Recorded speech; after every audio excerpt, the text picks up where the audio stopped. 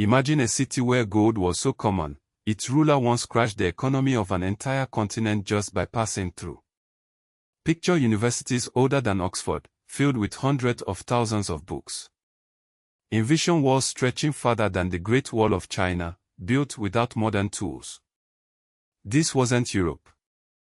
This wasn't Asia.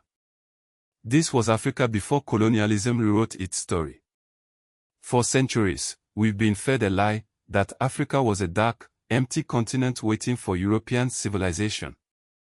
But the truth? These lands birthed empires so wealthy, so advanced, that their gold literally built the Renaissance. Let's start with the most glaring proof, the Mali Empire. When Mansour Musa, its emperor, journeyed to Mecca in 1324, his caravan included 60,000 people each carrying pure gold bars. His spending spree in Cairo dropped gold prices for a decade. Mali's capital, Timbuktu, wasn't some mud-hut village.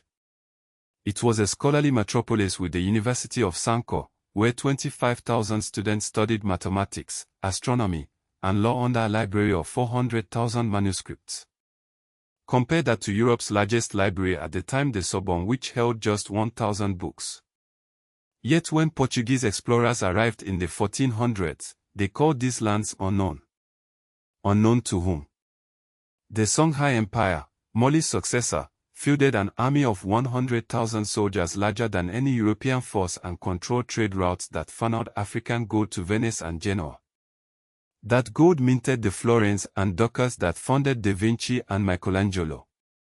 Down the coast, the Benin Empire built earthworks covering 4,000 square miles, a feat unmatched until the Industrial Age.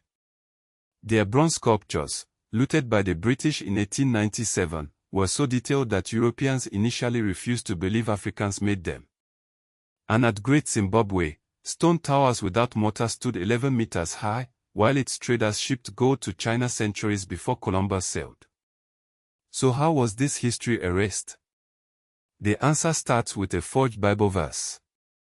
The curse of Ham, a 15th century fabrication, claimed black Africans were destined for servitude, ignoring that Ham's descendants included King Solomon and Jesus himself. Then came the burnings. In 1591, Moroccan invaders torched Timbuktu's libraries. In 1897, British troops razed Benin City.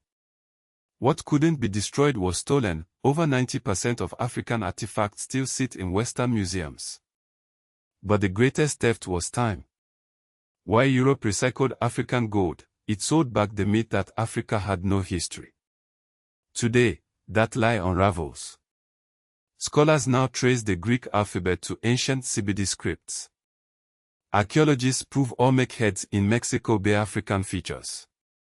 And in Timbuktu, families who hid manuscripts during invasions are finally bringing them to light. This isn't just about the past, it's about power. Because if Africa was never backward, then colonialism wasn't progress. It was sabotage.